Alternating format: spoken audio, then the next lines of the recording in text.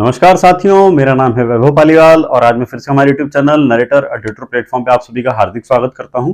साथियों, अभी तक हमने जो है अध्यापक भर्ती मुख्य परीक्षा के जो पहला टॉपिक है उसके ऊपर हमने चर्चा कर ली है, जो कि था भारतीय अर्थव्यवस्था के प्रमुख क्षेत्रक। आज का जो हमारा टॉपिक है साथियों, वो हो जाता है औपनिवेशिक काल में भारतीय अर्थव्यवस्था की जो है वो किस प्रकार की स्थितियां जो है वो हुआ करती थी। ठीक है, तो हम जो है इस टॉपिक को जो है कुछ क्षेत्रों के अंतर्गत जो है वो विभाजित करते हुए पढ़ने वाले हैं। जैसा कि मैंने आपको जब सिलेबस का डिस्कशन करवाया था उस टाइम पर ही बताया था, हम जो है इसको कृषि के अंतर्गत पढ़ेंगे, हम इसको उद्योग के अंतर्गत पढ़ेंगे, हम इसको विदेशी व्यापार के अंतर्गत पढ़ेंगे, हम इसको आधारिक संरचना के अंतर्गत पढ़ेंगे, हम इसको जनसंख्या का या जो जनांकिकीय का जो परिस्थिति होती है उसको जानेंगे। हम जानेंगे कि व्यवसायिक संरचना है वो किस प्रकार की हुआ करती थी। तत्पश्चात उसके बाद में हम जो है दो चीजें और देखने वाले हैं। हम देखेंगे कि औपनिवेशिक काल के अंदर जो कुछ विद्वान हुए, उन विद्वानों के द्वारा जो है एक सिद्धांत दिया गया जिसको जो है धन के निष्कासन का सिद्धांत कहा जाता है। यह धन के निष्कासन का सिद्धांत जो है क्या हुआ करता था, इसको जानेंगे हम। उसके बाद में कृषिगत जो गतिविधियां हैं, कृषि जब उत्पादन होता था, उत्पादन के बाद में जो भी कोई शासन करता है, अंग्रेजों से पहले कौन आया था, तो अंग्रेजों से पहले आए थे हमारे राजा लोग आया करते थे। ठीक है, तो वो लोग जो है कृषि के ऊपर किस प्रकार से राजस्व को लगाया करते थे, वो चीज क्या हो जाती है, भू राजस्व हो जाता है। मतलब भूमि से जो उपज प्राप्त हुई है उसके ऊपर जो लगाया जाने वाला कर है उसको हम जो भू राजस्व बोलते हैं। भू राजस्व की अंग्रेजों काल के अंतर्गत जो है कितने प्रकार की प्रणालियां रही हैं उनको जो है हम अध्ययन करेंगे। जैसे इजारादार प्रणाली हो जाती है, जैसे रैयतवाड़ी व्यवस्था हो जाती है, जैसे महलवाड़ी व्यवस्था हो जाती है। ये अलग अलग प्रकार की व्यवस्थाएं हैं, अलग अलग काल में लगाई गई, क्यों लगाई गई, इन सब के बारे में जो है हम विस्तार से चर्चा करने वाले हैं। तो आइए साथियों हम जान लेते हैं औपनिवेशिक काल जो है वो उसके अंतर्गत आर्थिक गतिविधियां जो है किस प्रकार से चला करती थी। साथियों, आप लोगों को पता है कि हमारा देश जो है प्राचीन समय से ही जो है वो क्या है, एक कृषि प्रधान देश जो है वो रहा है। जनता हो या जनता के ऊपर शासन करने वाली सरकार रही हो, उन दोनों की आय का जो प्रमुख स्रोत है वो क्या रहा करता था, केवल और केवल जो है वो कृषि ही रहा करता था। तो क्या भारतीय लोग केवल कृषि ही किया करते थे, तो हम बोलेंगे जी नहीं। भारतीयों के द्वारा जो है अन्य क्षेत्रों के अंदर भी जो है विश्व में प्रसिद्धि को प्राप्त किया गया था। अन्य क्षेत्र कौन कौन से थे, तो भारतीय जैसे जो थे जो आपके सूती वस्त्र हैं, या जो हम बात करते हैं आपके जो सिल्क के, जो आप सिल्क क्या बोलते हैं हिंदी में,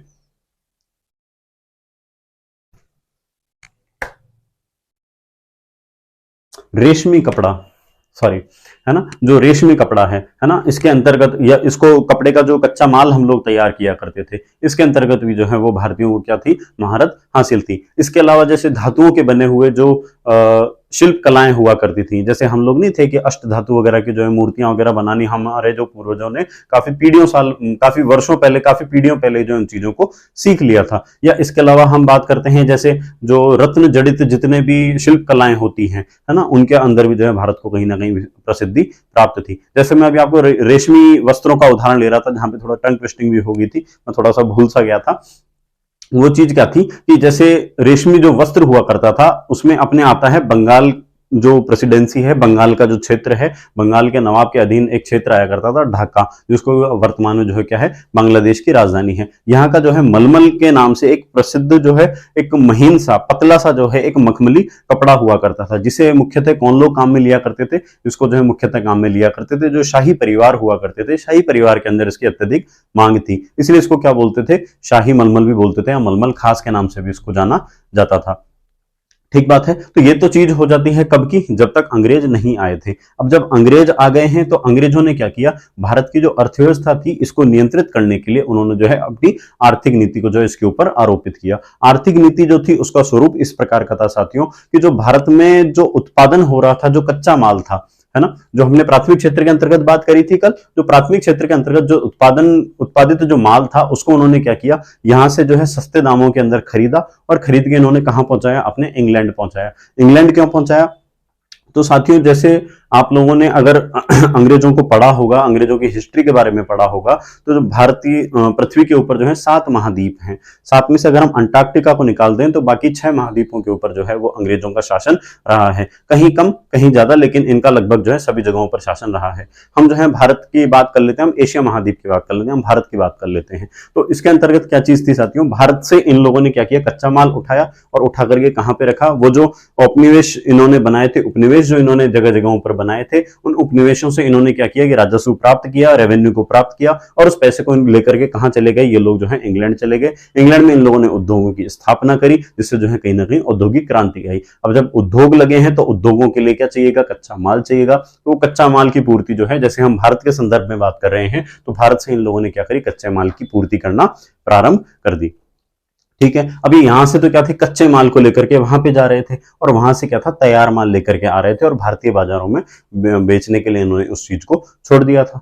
ठीक है, ये चाहते तो क्या कर सकते थे, उद्योग धंधों को भारत के अंदर लगाते, जिससे क्या था कि भारतीय लोगों को रोजगार मिलता, भारतीय लोगों की जीवन स्तर, रोजगार मिलता, कमाई होती तो क्या था, जीवन स्तर बढ़ता थोड़ा सा। लेकिन चूंकि ये लोग जो है भारत के वेलफेयर के बारे में नहीं सोच रहे थे, भारत के कल्याण के बारे में सोचना इनका उद्देश्य नहीं था, इसलिए इन लोगों ने क्या था कि इन सब चीजों को नजरअंदाज करना प्रारंभ कर दिया। ठीक है, अब बात करें तो क्या इन लोगों ने जो है इस औपनिवेशिक काल के अंदर जो है भारत की अर्थव्यवस्था को थोड़ा बहुत संभालने का प्रयास किया, थोड़ा बहुत इसके बारे में इन लोगों ने जागरूकता ली, कि इन्होंने पता किया कि नहीं कितनी क्या कमाई हो रही है, इनके हाथ तो जो लगा इन्होंने ले करके और जो है इंग्लैंड को पहुंचाने का जो है एक सिंगल सा छोटा सा जो है वो काम किया, सिंपल सा केवल एक ही काम इन लोगों ने किया। तो अब हम बात करें कि अगर राष्ट्रीय आय की गणना की गई थी, क्या इस काल के अंदर राष्ट्रीय आय की गणना करी गई थी, क्या प्रति व्यक्ति आय की गणना की गई थी, तो हम बोलते हैं जी नहीं, ऐसा जो है कोई भी काम इन लोगों के द्वारा नहीं किया गया था। हाँ, भारत के जो उच्च स्तरीय जो वर्ग थे, भारत के जो कुलीन वर्ग थे, है ना भाई, उन लोगों ने क्या था कि अपने बच्चों को पढ़ने के लिए कहा, विदेशों में भेजा, वो लोग वहां से शिक्षा प्राप्त करके आए, वहां उन्होंने देखा कि हाँ राष्ट्रीय आय नाम की भी कोई चीज होती है, प्रति व्यक्ति आय नाम की भी कोई चीज होती है, तो उन्होंने जो है उनका आंकलन यहाँ पे आकर के अपने निजी स्तर पर जो है उसका कार्य करना प्रारंभ किया। जैसे जैसे इन लोगों में नाम आ जाता है दादा भाई नौरोजी का, आप लोगों ने नाम सुना होगा। जो धन के निष्कासन का जो सिद्धांत है वो सर्वप्रथम प्रतिपादित भी किसने किया था, दादा भाई नौरोजी ने किया था। इनकी जो पुस्तक थी poverty and un British rule of India, इसके अंतर्गत जो है इन्होंने इस सिद्धांत की रचना करी थी। क्या सिद्धांत है, अपन जो बाद में इसकी चर्चा करेंगे तब अपन इस पे विस्तार से बातचीत करने वाले हैं। दादा भाई नौरोजी हो जाते हैं, विलियम डिग्बी हो जाते हैं, फ्रिडले आपके सिराज हो जाते हैं, ऐसे जो इसके अलावा देसाई हो जाते हैं, VKRV राव हो जाते हैं। तो ऐसे बहुत से लोग हैं जिन्होंने जो है निजी स्तर पर जो है अर्थव्यवस्था की अंतर्गत आने वाली जो नेशनल इनकम है और जो पर कैपिटा इनकम है, प्रति व्यक्ति आय है, इनकी गणना का आंकलन करना प्रारंभ कर दिया।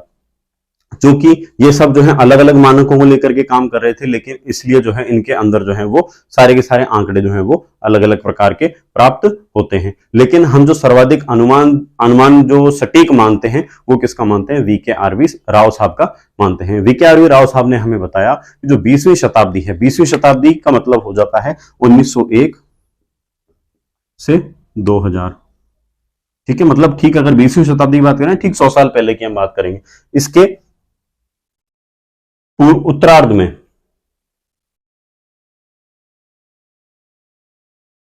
इसके पूर्वार्ध में 1901 से 1950 की ड्यूरेशन की अगर हम बात कर रहे हैं, तो इस दौरान जो था राष्ट्रीय आय, नेशनल इनकम की जो वृद्धि दर थी में जो है केवल 2% की वृद्धि जो है वो देखने को मिली थी। इन 50 वर्षों में केवल 2% की वृद्धि प्रति वर्ष जो है वो देखने को मिली थी। इसके बाद में अगर हम बात करते हैं कि प्रति व्यक्ति उत्पाद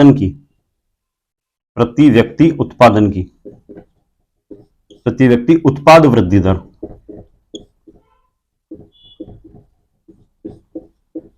तो वो जो है केवल 0.5% ही जो है वो बढ़ रही थी, है ना। इस ड्यूरेशन में 50 वर्ष की अवधि में प्रतिवर्ष जो है केवल 0.5% की वृद्धि तो किसके अंदर थी, प्रति व्यक्ति उत्पाद की वृद्धि के अंदर थी। और नेशनल इनकम के अंदर, राष्ट्रीय आय के अंदर जो वृद्धि थी वो कितनी थी, 2% की थी प्रति वर्ष। कितने, लगभग 50 सालों के अंदर का जो उन्होंने स्टडी किया था उसके आधार पर उन्होंने वो चीज बताई। अब ये जो है किस प्रकार से बढ़ रही थी, तो जो साथियों इसके अंतर्गत ये था कि अभी हमने बात करी कि भारत जो है कृषि प्रधान देश था, तो जो है कृषि के अंतर्गत ही जो है इन चीजों की वृद्धि जो है वो देखने को मिली। वो किस प्रकार से उत्पादन हो रहा था, देखिए पहले क्या था कि मान लेते हैं हम जो है 100 लोग इस क्षेत्र के अंदर जो है वो खेती कर रहे थे, और मान लेते हैं कितना कर रहे हैं, केवल 100 किलो का ही जो है वो ये उत्पादन हमको करके दे रहे हैं। या चलो ठीक है, किलो तो जो है बहुत हो जाता है, क्विंटल की बात कर लेते हैं अपन, है ना। 100 क्विंटल के आसपास जो है ये लोग प्रोडक्शन करके दे रहे हैं। अब क्या था कि अंग्रेजों ने जो नीतियां काम में ली, हमने बोला कच्चा माल वहां भेजा, तैयार माल वहां भेजा, तो इससे जो है व्यापार वाणिज्य को नुकसान हुआ।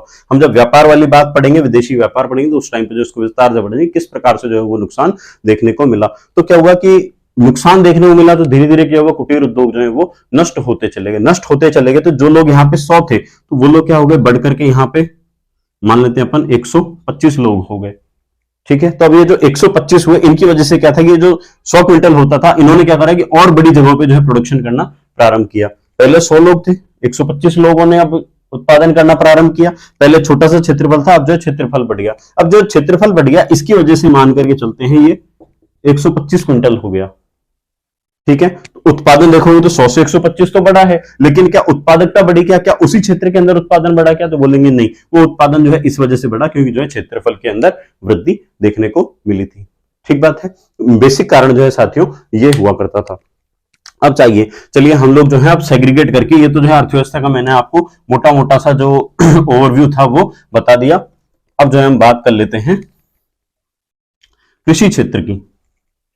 ये जो कृषि क्षेत्र है इसके बारे में हम चर्चा कर लेते हैं। साथियों, भारत में लगभग 85% जो जनसंख्या थी इस काल के अंदर, वो थी जो गांवों के अंदर निवास करती थी, ग्रामीण जनसंख्या हुआ करती थी, और उनका जो मोस्टली व्यवसाय हुआ करता था, अभी हमने बात करी, तो वो क्या होता था, केवल और केवल कृषि हुआ करता था। अब जब इतनी बड़ी तादाद में लोग बाग कृषि के अंदर लगे हुए हैं, तो कहीं ना कहीं जो है उत्पादन के अंदर वृद्धि होनी चाहिए थी, लेकिन उत्पादन के अंदर वृद्धि ना होकर के वो वृद्धि जो थी वो कैसी हो रखी थी, गतिहीन हो रखी थी।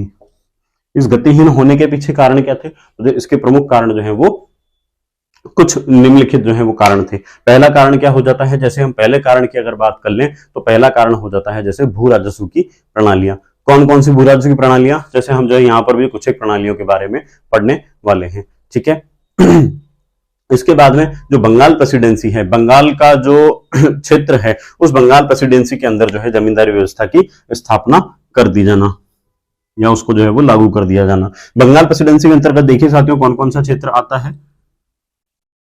उड़ीसा, वर्तमान उड़ीसा, बिहार, जो हमारा वेस्ट बंगाल आ जाता है, पश्चिम बंगाल आज का, इसके अलावा जो बांग्लादेश आ जाता है, और जो है काफी हद तक जो म्यांमार वाला क्षेत्र आता है, वो भी जो है बंगाल प्रेसिडेंसी का भाग जो है वो हुआ करता था। ठीक बात है, तो आप देखोगे तो भारत का एक बहुत बड़ा भौगोलिक क्षेत्र जो है वो इसके अंतर्गत आता था। इसमें क्या था, इन लोगों ने जमींदारी व्यवस्था को जो है वो लागू कर दिया था। अब इसके नुकसान क्या होंगे, जब हम यहाँ पे भू राजस्व प्रणालियों को पढ़ेंगे तो उस टाइम पे इसके ऊपर जो है विस्तार से चर्चा करने वाले हैं। पहला कारण तो क्या था, भू राजस्व की प्रणालियां। दूसरा क्या हो जाता है, बंगाल प्रेसिडेंसी के अंदर जो इन लोगों ने जमींदारी व्यवस्था को लागू किया था।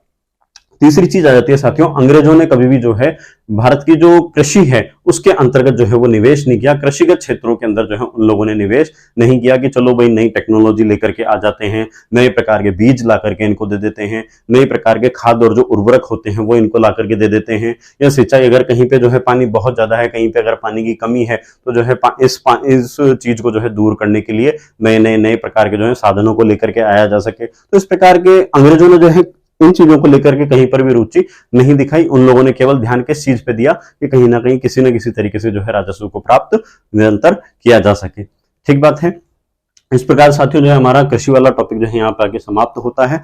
हालांकि अभी मैं इसको इसलिए समाप्त कर रहा हूं कि हम इसको जो है सेक्टर वाइज अलग अलग तरीके से पढ़ रहे हैं। लास्ट में हम क्या है, जो भू राजस्व प्रणालियों को भी जो है वो कृषि के अंतर्गत ही जो है वो पढ़ने वाले हैं। ठीक बात है, क्लियर है।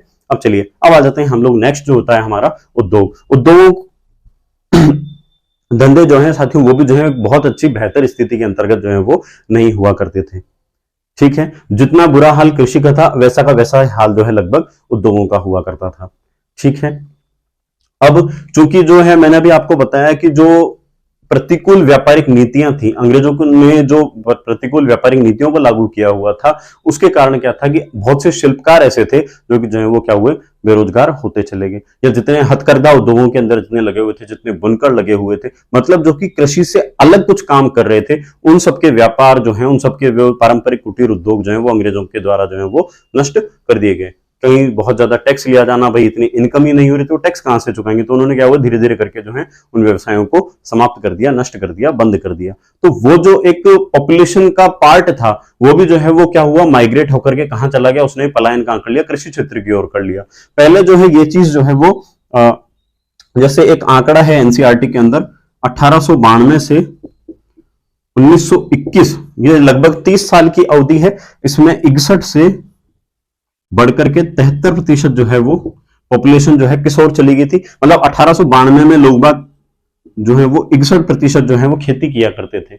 वही जो 1921 में जो है व्यवसायों के कुटीर उद्योगों के समाप्त होने से वो जो 73% की जो आबादी है, आबादी का जो 73% है वो जो है कृषिगत गतिविधियों के अंतर्गत आने लग गया था। ठीक है, अब जब कच्चा माल जो है यहां से विदेशों में जा रहा है और वहां से बनकर के जो आपका तैयार माल है वो आ रहा है,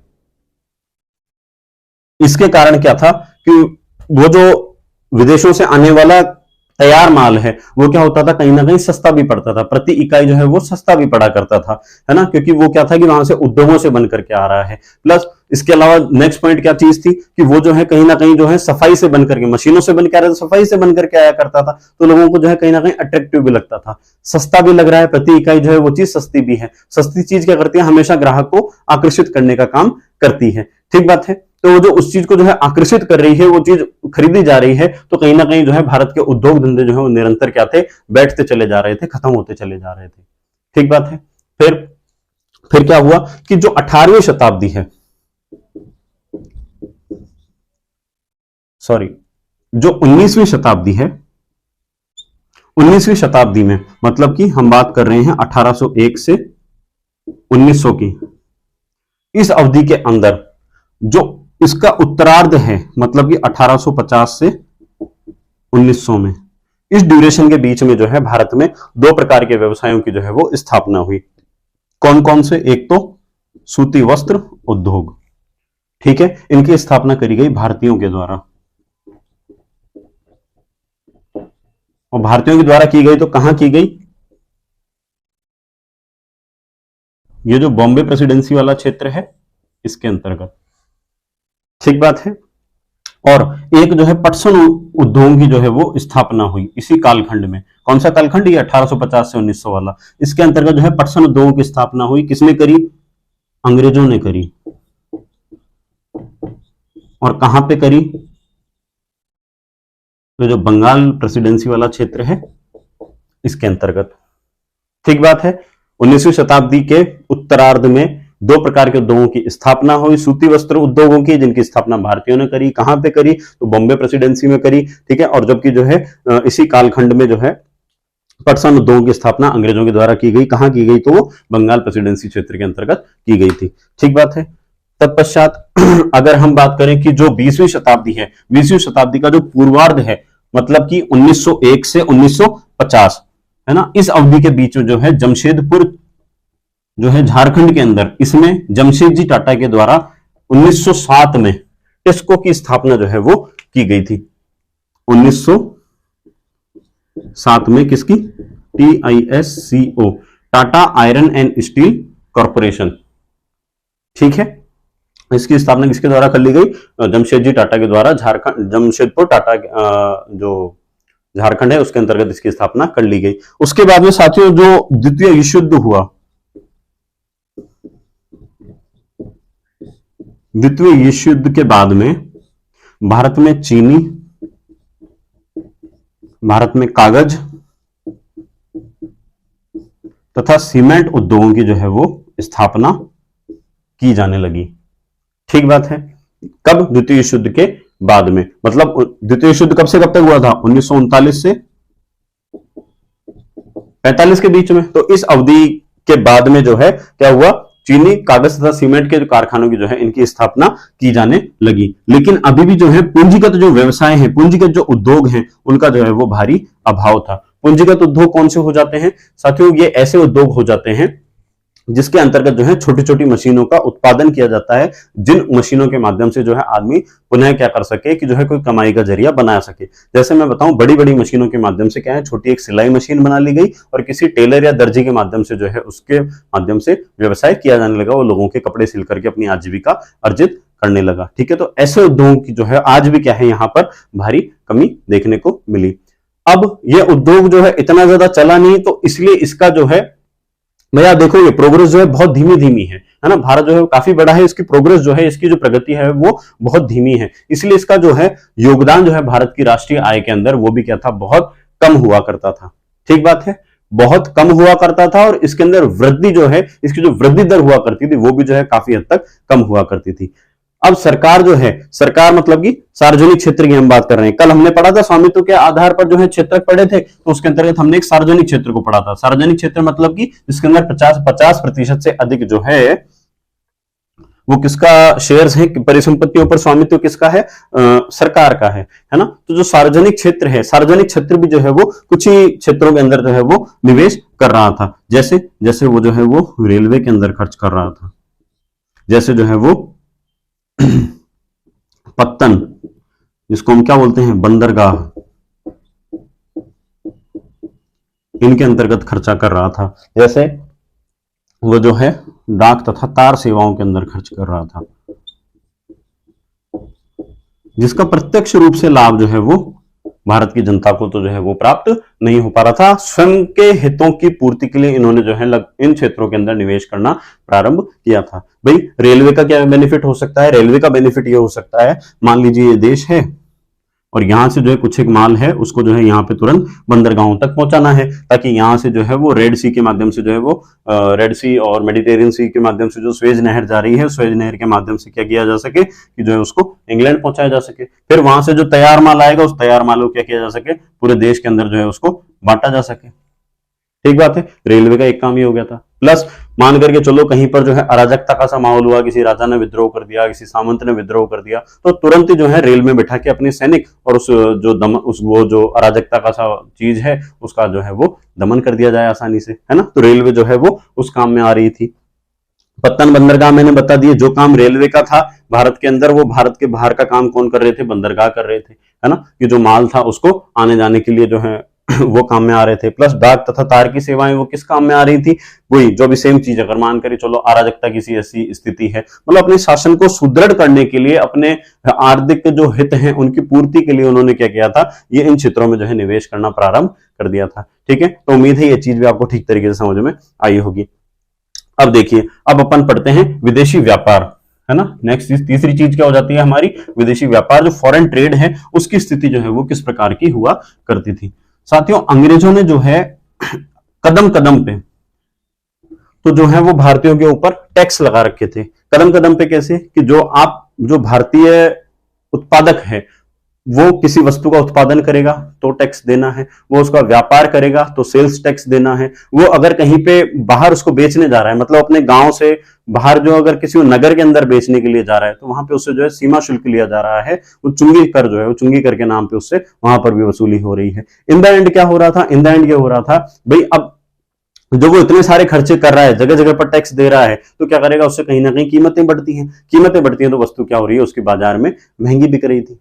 ठीक बात है, महंगी बिकती तो है, कोई ना कोई उस चीज को जो है वो नहीं खरीदता है, नहीं खरीदता है तो इन द एंड वो चीज क्या होती है कि उससे जो है उद्योग धंधे जो है निरंतर नष्ट होते चले जाएंगे। ठीक बात है, यहां तक समझ में आया होगा आपको। अब देखिए, वो लोग जो है इस तरीके से काम कर रहे थे। अब कच्चा माल जा रहा है, तैयार माल आ रहा है। ठीक है, भारतीयों ने कच्चे माल को जो है इस हद तक बाहर एक्सपोर्ट करना प्रारंभ कर दिया। भाई अपन बोल लेते हैं ये यूके है, इंग्लैंड है, और ये हो जाता है हमारा भारत। ठीक है, तो भारत ने क्या किया, यहां से जो है निरंतर माल यहां पर भेजे जा रहे हैं, कच्चा माल भेजे जा रहे हैं। कच्चे माल के रूप में अब देखिए भारत जो है क्या क्या चीजें भेज रहा है। भारत जो जैसे ऊन हो जाती है, जैसे पटसन हो जाता है, जैसे चीनी हो जाती है, जैसे नील हो जाती है, आदि ऐसे बहुत से उत्पाद थे जिनको जो है भारत ने यहां से भेजना यहां पर प्रारंभ कर दिया। जैसे खाद्यान्न हो जाते हैं, है ना। तो जो सामान इन्होंने यहां से यहां पर भेजे वो उनकी क्या हो गई, यहां पर जो है वो कमी होती चली गई। चूंकि भाई बहुत ज्यादा मात्रा में अगर आप किसी भी चीज को बाहर भेजोगे तो देश के अंदर उन चीजों की क्या आ जाएगी, कमी आ जाएगी। कमी आ जाएगी तो क्या हो जाएगी, वो चीज ऑटोमेटिकली देश के अंदर महंगी हो जाएगी, महंगाई लेकर के आएगी। ठीक बात है। अब अगर मान करके चलो कोई डोमेस्टिक रूप से, कोई घरेलू स्तर पे यहाँ पर उद्योग धंधा फिर भी चलाने का प्रयास कर रहा है, तो उसको क्या हो जाएगा कि वो चीज महंगा मिलेगा, महंगा मिलेगा, फिर वो टैक्स चुकाएगा बहुत सारे प्रकार के, और फिर जो आकर के जो है वो किसी उत्पाद को बनाएगा। तो आदमी महंगा सामान क्यों खरीदेगा, नहीं खरीदेगा। तो इससे क्या था कि जो भारत के अंदर जो है निरंतर जो आर्थिक गतिविधियां थी उनकी जो है वो कमर तोड़ दी गई थी। ठीक है, अब यहां से क्या था, कुछ एक जो है तैयार माल जो है वो भारत में लाए जा रहे थे, है ना। भारत में तैयार माल जो है वो निरंतर लाए जा रहे थे। जैसे जैसे हम बात करेंगे, जो जैसे अनेक प्रकार के वस्त्र हो जाते हैं, सूती वस्त्र हो जाते हैं, सिल्क के रेशमी वस्त्र हो जाते हैं, ऊनी वस्त्र हो जाते हैं, यहाँ कच्चा माल भेजा था, अब जो है वो तैयार माल आएगा इन सब का। ठीक है, या जैसे अभी मैंने आपको जो पूंजीगत उद्योग जो बताए थे उसके अंतर्गत जैसे हल्की मशीनें हैं, वो भी जो है वो भारत में लाई जाने लगी, उनका भी क्या किया जाने लगा, आयात किया जाने लगा। ठीक बात है, जो बाहर जा रहा है वो निर्यात हो जाएगा, जो अंदर आएगा वो क्या हो जाएगा, आयात हो जाएगा। ठीक बात है। अब हमने महंगा और सस्ता उत्पाद भी देख लिया, अब क्या चीज होने लगी, अब देखिए आप, इस दौरान 1869 में 1869 के अंदर क्या होता है, स्वेज नहर का निर्माण जो है वो पूर्ण हो जाता है, वो जो है आवागमन के लिए जो है वो खोल दी जाती है। स्वेज नहर क्या होती है साथियों, तो स्वेज नहर जो है लाल सागर तथा भूमध्य सागर को जोड़ती है ना। अगर मैं जैसे आप यही आपको जैसे मैंने एग्जांपल बताया था, तो जैसे मान के चलिए यहाँ पर यूके है और यहाँ पे कुछ एक देश वगैरह हैं, और इसके बाद में हम बात कर लेते हैं कि ये जो है हमारा अफ्रीका है। ठीक है, और ये हो जाता है अरब प्रायद्वीप, अरब प्रायद्वीप के बाद में यहाँ पर जो है अपन ये मान लेते हैं ये हो जाता है हमारा भारत हो जाता है। ठीक है, अब क्या था कि यहां पर जो है वो इजिप्ट में से यहां पर से जो है वो क्या कर लिया गया, स्वेज नहर का जो है वो निर्माण कर लिया गया। ये तो हो जाता है लाल सागर, ये हो जाता है भूमध्य सागर। ठीक है, तो ये क्या था, इन दोनों को जो है वो जोड़ने का काम करता है। अब जब स्वेज नहर को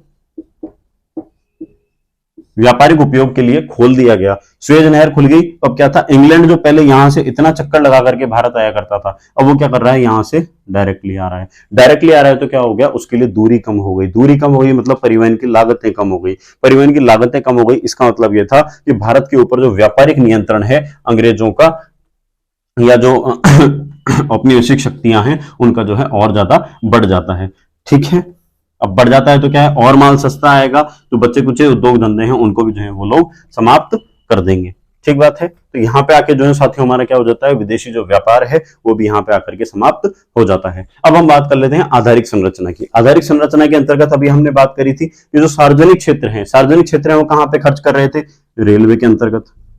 1850 में उन लोगों ने जो है वो रेलवे का उत्पादन, रेलवे की स्थापना करना जो है वो प्रारंभ कर दिया था। हमने अभी बात करी थी कि जैसे पत्तन की या बंदरगाहों की, अभी मैंने आप लोगों को बताया ये किस किस काम के अंतर्गत आ रहे थे। या जो डाक और सेवाएं हैं, डाक और तार सेवाएं हैं, इनकी स्थापना इन लोगों के द्वारा की जाने लगी, है ना। क्यों क्यों की जाने लगी, क्या ये भारतीयों को इससे लाभ पहुंचाना चाहते थे, तो जी साहब भारतीयों को किसी प्रकार का कोई लाभ नहीं पहुंचाना चाहते थे, लेकिन फिर भी भारतीयों को जो लाभ हुआ वो किस प्रकार का हुआ, वो देखिए कि अगर ये भारत है तो भारत में आदमी क्या है, यहां से ट्रेन में बैठ के और यहां जा रहा था, यहाँ का राजा अलग है, जमींदार अलग है, यहाँ का राजा अलग है, जमींदार अलग है। इन्होंने देखा कि साहब यहाँ पे तो गेहूं पे जो है अलग टैक्स लगाया जा रहा है, कम टैक्स लगाया जा रहा है, या मान लेते हैं यहाँ पर तो जो है हमसे जो है टैक्स काफी ज्यादा लिया जा रहा है, और यहाँ पर तो जो है कर की दरें बहुत कम है। इससे क्या होता है, भौगोलिक तथा सांस्कृतिक जो है एकीकरण को कहीं ना कहीं बढ़ावा मिला। ठीक बात है। दूसरी बात ये कि इसके माध्यम से क्या हुआ कि कृषि की जो फसलें हैं उनका व्यवसायीकरण भी जो है वो काफी हद तक बढ़ गया, जिसके कारण क्या हुआ कि जो भारत की जो ग्रामीण अर्थव्यवस्था थी उसके ऊपर जो है प्रतिकूल प्रभाव कहीं ना कहीं देखने को मिलता है। ठीक बात है। तो साथियों आगे का जो टॉपिक है, मेरे हिसाब से आधे घंटे के आसपास का हमारा लेक्चर हो गया है, तो मैं आप लोगों के ऊपर बोझ ना बढ़े, इसलिए जो है इन जो बचे हुए टॉपिक्स हैं इनको जो है नेक्स्ट वीडियो के अंदर कंप्लीट करने का प्रयास करूंगा। ठीक बात है। तो साथियों आप जो है निरंतर हमारे साथ जुड़े रहें, हमको जो है निरंतर लाइक शेयर सब्सक्राइब जो है वो करते रहें, कमेंट करते रहें। आपके द्वारा जो कोई कंफ्यूजन या कोई कुछ कमेंट होता है, जो कोई हमारे द्वारा पढ़ाई गई कुछ कमियां होती हैं, उनसे जो है हमको निरंतर अवगत करवाते रहें। Thank you so much.